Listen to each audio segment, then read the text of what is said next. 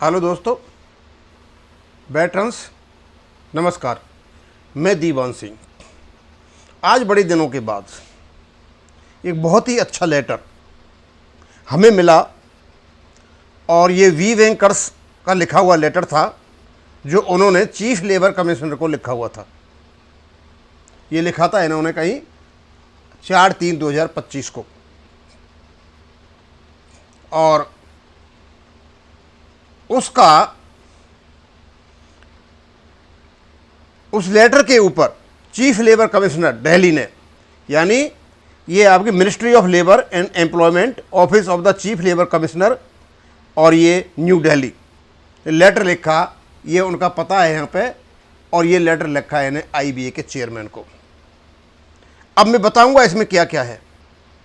और शायद पहली बार एक ऐसा लेटर आया है जो रिटायर्ड कर्मचारी हैं या पेंशनर्स के बारे में अलग से UFBU को छोड़ करके एक कदम उठाया गया है।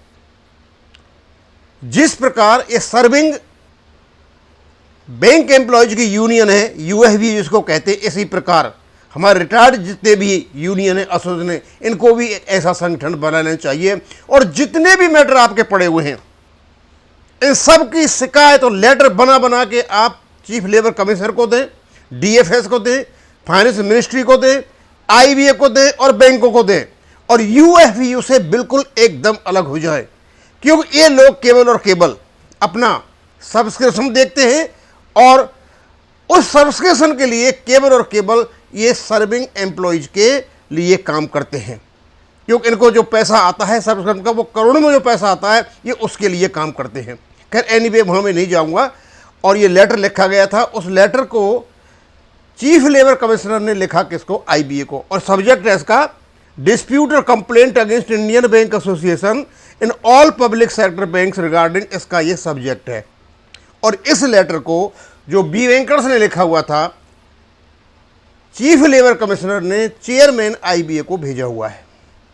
अब क्या क्या कहा है उन्होंने कहा है कि एक्स ग्रेसिया का जो रिवीजन होना था वो नहीं हुआ, और ये इनके सेटलमेंट में था। अब मैं पढ़ के बताता हूं। मैंने इसके 2 टुकड़े कर दिए इसलिए कि ये ऊपर वाला लिखा है तो क्लियर है, लेकिन उन्होंने लिखा क्या था जिसे पढ़ने में आ सके। Please find herewith an enclosed copy of email letter dated 4/3/2025 received from Shri Kamlesh Chaturvedi, national convener, United Forum of we bankers, in the subject mentioned matter. It states that the public sector banks and the Indian Bank Association entered into a settlement on March 8, 2024. As per clause 36 of the settlement, ex gratia payment would be made to retired employees in lieu of pension revision, with a review of the ex gratia payment scheduled for April 2024 को इसको review होना था, जो इन्होंने नहीं किया। जैसा था वैसा ही छोड़ दिया। However, no such revision has been made to the prejudice of the retired bank employees, और जिससे अभी तक इन्होंने रिवीजन नहीं किया है, जिससे कि रिटायर्ड बैंक एम्प्लॉयज को नुकसान हो रहा है। In this context you are requested to kindly look into the matter and send your comments to this officer at the earlier. Chief labour commissioner ने IBA के चेयरमैन से ये मांगा है कि आप इस मैटर को देखें और इसमें आप क्या कर रहे हो इसकी जानकारी हमें दें। ये पहली बार, क्यों अब तक सारे के सारे हमारे जो पेंशनर्स थे इन UFBU वालों पर आधारित रहते थे। क्योंकि जो दूसरे CBPRO है, IIBRF है, चाहे आपका IPARC है, ये भी है, ये सारे के सारे आपके एसोसिएशन है, ये भी अधिकार रखते हैं चीफ लेबर कमिश्नर से बात करने के। अब क्योंकि इनको पीछे पीछे चल रहे थे UFBU के, सोच करके कि हमारा कुछ काम करेंगे, लेकिन वो हमारा कोई काम नहीं कर रहे, वो हमारे काम को बिगाड़ रहे हैं। अब मांगा है इनसे जवाब, किसने? चीफ लेबर कमिश्नर ने। अब ये जवाब क्या देते हैं पता चलेगा। अब सवाल, अब जो जवाब आएगा वो जवाब एक प्रकार से आधार होगा आपको आगे बढ़ने का, क्योंकि जवाब तो इनको देना पड़ेगा। और इसी प्रकार के लेटर यदि आप नेशनल पैटर्न के DA पर लिखे जाएं, एक्स ग्रेसिया पर लिखे जाएं, और जो IBA ने 93 में, 94 में और स्मॉल कमेटी ने RBI पैटर्न पेंशन अपडेशन की जो बात की उसके बारे में भी लिखा जाए, और इनसे पूछा जाए कि जो बैंक का प्रॉफिट है उसको स्पेशल अलाउंस की जो रेट बदल बदल करके जो पैसा निकाला जा रहा है वो किस हिसाब से निकाला जा रहा है जिससे कि हमारा पेंशन अपडेशन नहीं हो रहा है। इस प्रकार के यदि आप लेटर लिखोगे, स्वाभाविक सी बात है कि इनके कान खड़े होंगे और उनको पता चलेगा कि बैंक के जो रिटायर्ड पेंशनर्स हैं वो भी कुछ जानते हैं। अब मैं इसको ज़्यादा नहीं करूँगा, लेकिन मैं इस लेटर को ये बताना चाहता हूँ कि the issue approval of the competent authority, अब इनमें होगी टक्कर आपस में। अब क्योंकि IBA is not the स्टेटरी body, और जब IBA स्टेटरी बॉडी नहीं है, अब पता चलेगा ये क्या जवाब देते हैं।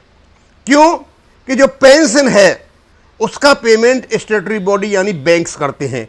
लेटर IBA को लिखा गया है। अब IBA क्या जवाब देता है या बैंकों से जवाब दिलाता है, ये पता चलेगा क्या होता है क्या नहीं होता है। क्योंकि जो सेटलमेंट है वो तो बैंकों ने दस्तखत कर रखा है। ये तो केवल ये बीच में आई हुई एक संस्था है जो हमारे कामों को ख़राब करती रहती है। मैं तो यही कहूँगा, क्योंकि हम क्या है, अकेले हैं, किसी संगठन के हम मेंबर हो सकते हैं, लेकिन किसी संगठन के जो चेयरमैन हैं, जनरल सेक्रेटरी जो हैं या कोऑर्डिनेट जो कुछ भी हैं, अल्टीमेटली काम तो उनको ही करना है। हम तो यहाँ से सलाह दे सकते हैं, लेकिन इस प्रकार के काम आप अपने स्वयं करोगे, ऑटोनॉमस करोगे, इनको छोड़ करके करोगे तो हो सकता है आपका काम हो जाए। ये लेटर मुझे लगा बहुत अच्छा, और ऐसे लेटर यदि लिखे जाते हैं चीफ लेबर कमिश्नर को तो उनके ध्यान में तो आए कम से कम कि जो बैंक पेंशनर्स हैं वो किस प्रकार की परेशानी झेल रहे हैं, और ना तो उनकी IBA सुनता है और ना उनकी कोई बैंक सुनता है, और अपना जो UFU है नौ बैंकों का संगठन वो तो सुनता ही नहीं है। वो तो कोशिश कर रहे हैं कि हमारे क्या नाम है जो एक्स रेशिया उसको भी ये ख़त्म कर दें। अब इसको यहीं ख़त्म करूँगा। थैंक यू, धन्यवाद।